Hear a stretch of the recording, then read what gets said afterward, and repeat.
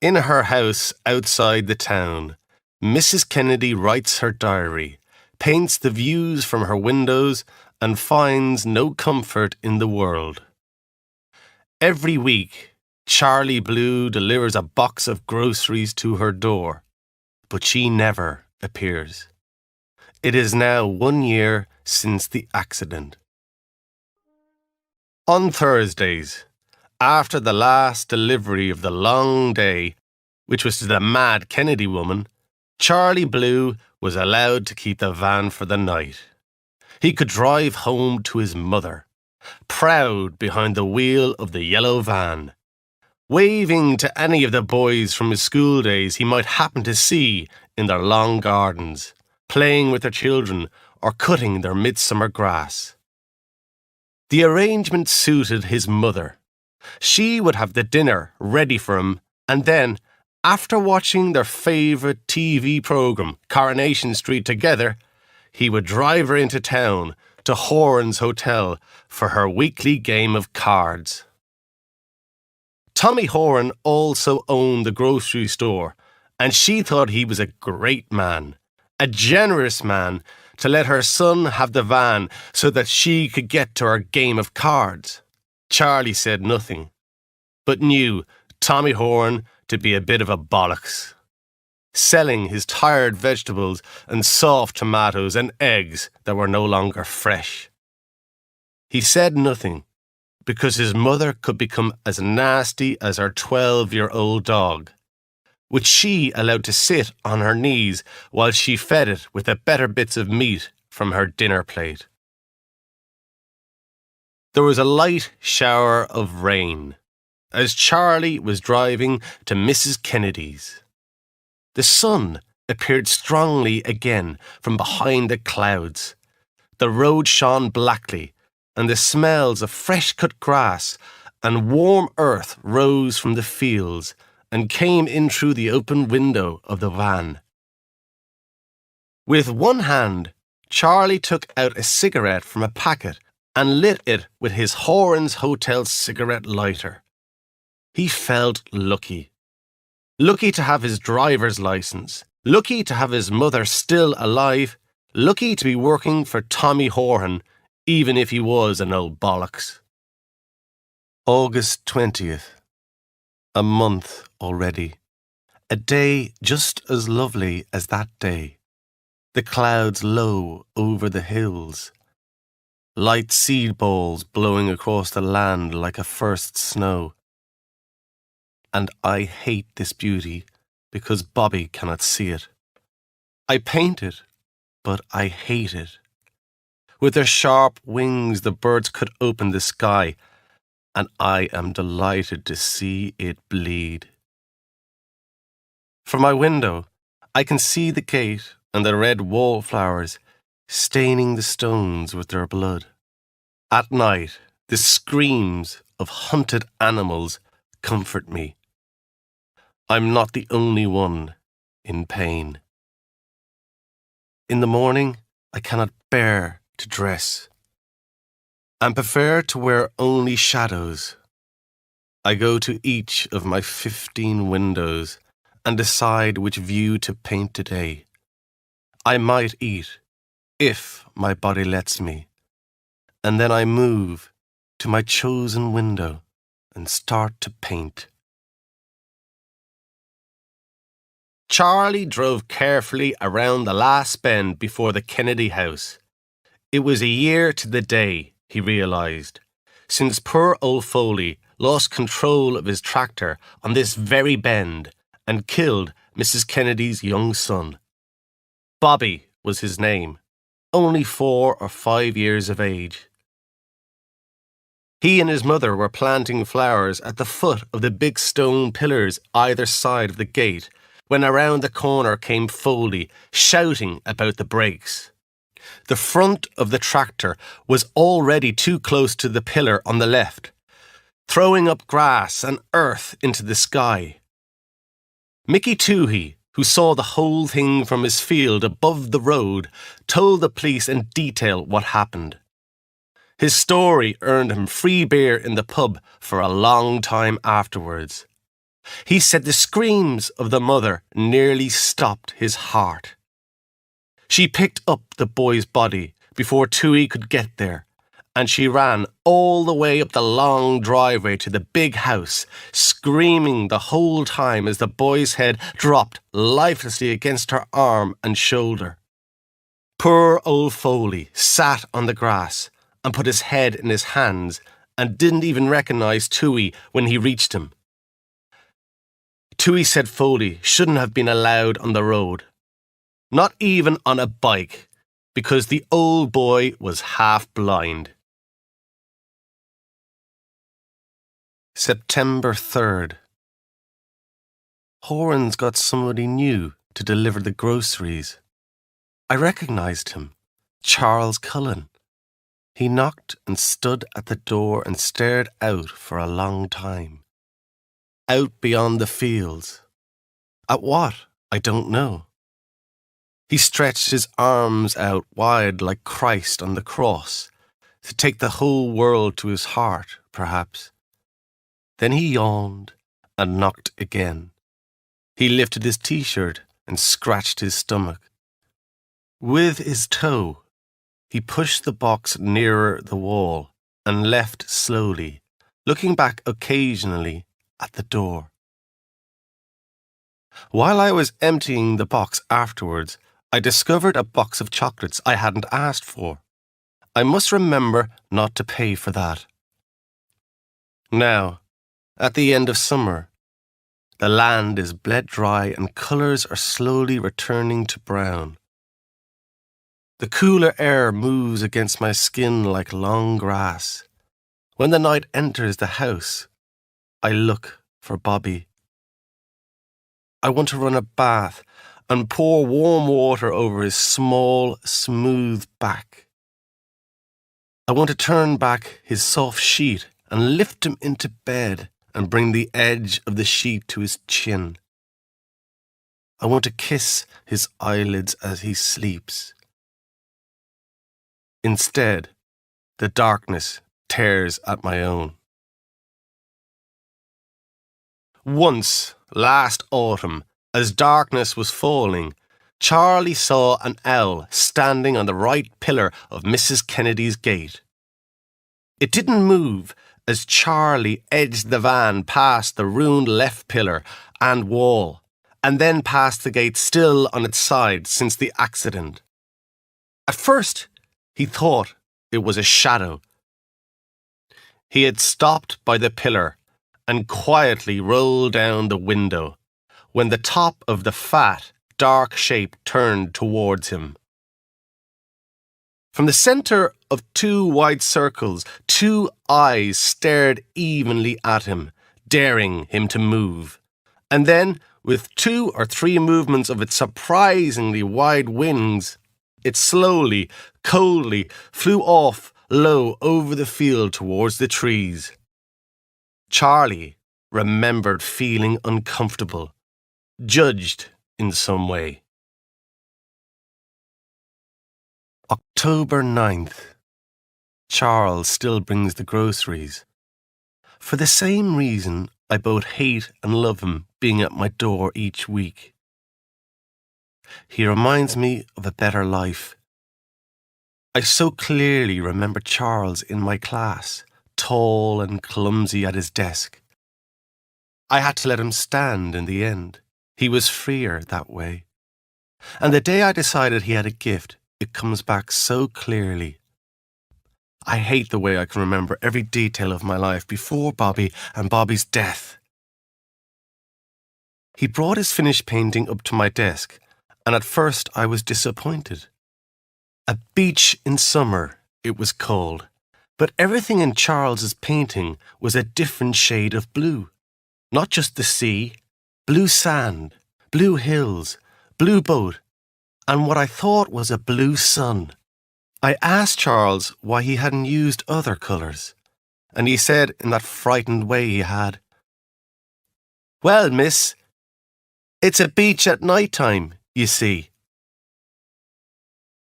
Charlie Blue, they called him after that. Maybe he still paints. I hope so. When the police arrived, Mrs. Kennedy wouldn't let them into the house, Toohey said, nor the priest either. In the end, the police had to break a window and get in that way. They found her upstairs washing the child in the bath. The blood-stained water went everywhere, over the walls and the mirror, wetting the priest and the doctor as they forced the dead boy out of her arms. Dr. Murphy phoned his wife, who came over and stayed in the house. Mrs. Kennedy didn't come out of the bathroom until the next morning. She came downstairs, still covered in blood, and told Mrs. Murphy to kindly leave her house. Hasn't been seen outside her house and garden since the child was buried. From the high field, Toohey says he sometimes sees her sitting all day at one of her windows, or walking naked to the woodpile, or throwing bits of food out for her cats. As Charlie drove the van up the driveway, he looked around for her, as he always did. He threw the end of his cigarette out of the window, thinking to himself that he had only 2 cigarettes left and that the old bollocks wouldn't be paying him until tomorrow evening. He'd better save them. He looked up at the high field behind Mrs. Kennedy's and guessed that Toohey was probably spending a lot more time up there than he needed to. December 25th. I found a Christmas cake I hadn't ordered in the box of groceries yesterday. Sometimes a man comes to the gate and stands there, staring up at the house. Who is he? I wonder. He was there last week, and again today. I feel Bobby's presence strongly today. I fetched the Christmas tree from the cellar and put it in the front room, with coloured lights and pretty glass bowls on it. I write in its red and blue and green light.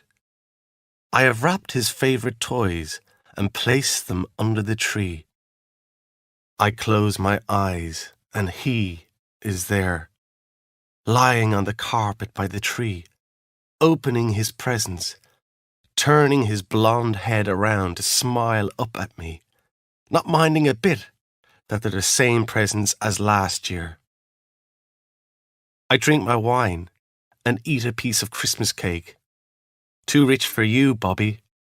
Too rich. Charlie couldn't imagine his former art teacher naked. Every other woman in town had spent time naked in his dreams, even Mrs. Simpson in the post office. Mrs. Kennedy was older than her, but not by a million years. She could only be 40 or so, and she had had a good shape back then, during his time at school, even if it was hidden by long dresses and colourful baggy jackets. He had liked her. She hadn't laughed at him for being stupid. She had put up a painting he had done of a beach at night time, right up beside the board where everybody could see it. That was good. It was worth being called Charlie Blue for that. February 18th. This week Charlie hid a couple of oranges in the box. I love him for these small presents, the only kisses I receive. Today the stranger walked up the driveway to the door. I saw him clearly through the glass, tall, blonde-haired, blue-eyed, serious.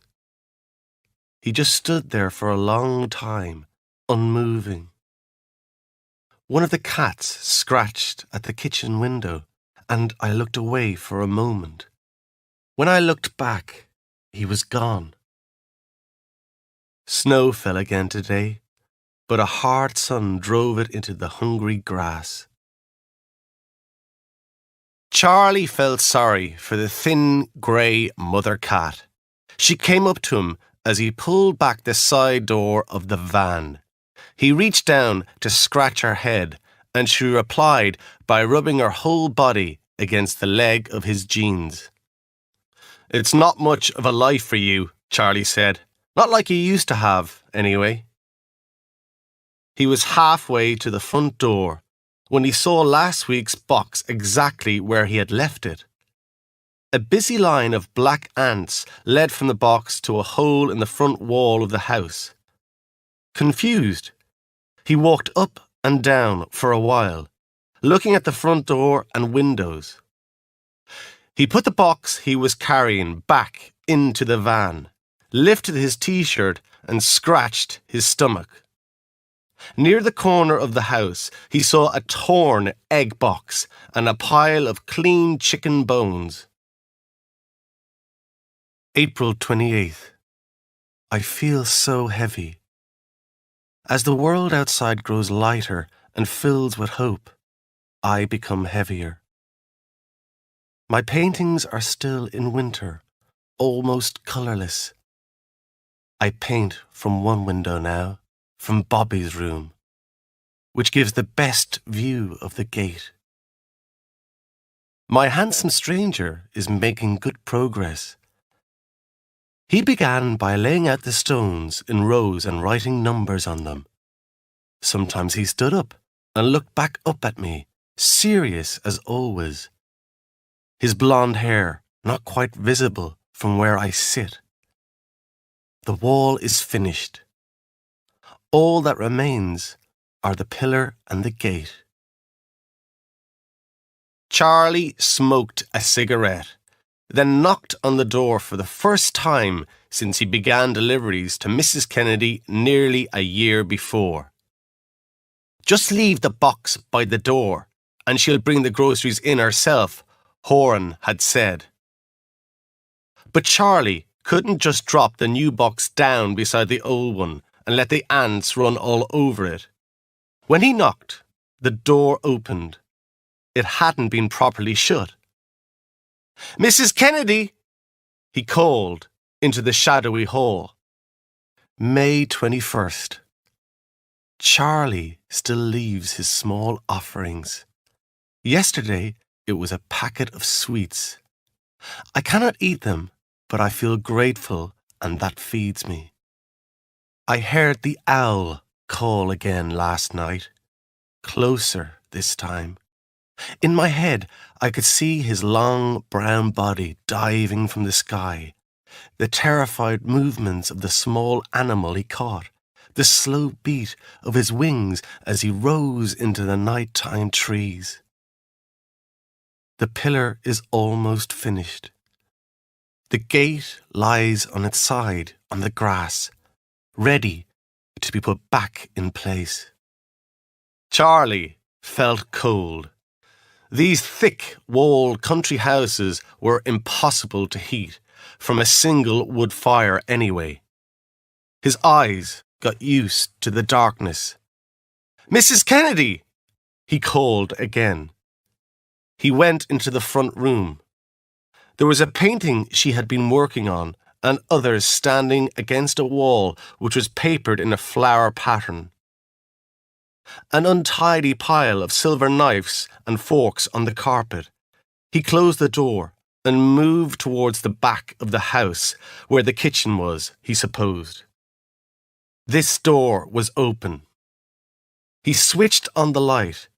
There was a fridge in the corner, still working. 3 bananas blackened in a glass bowl.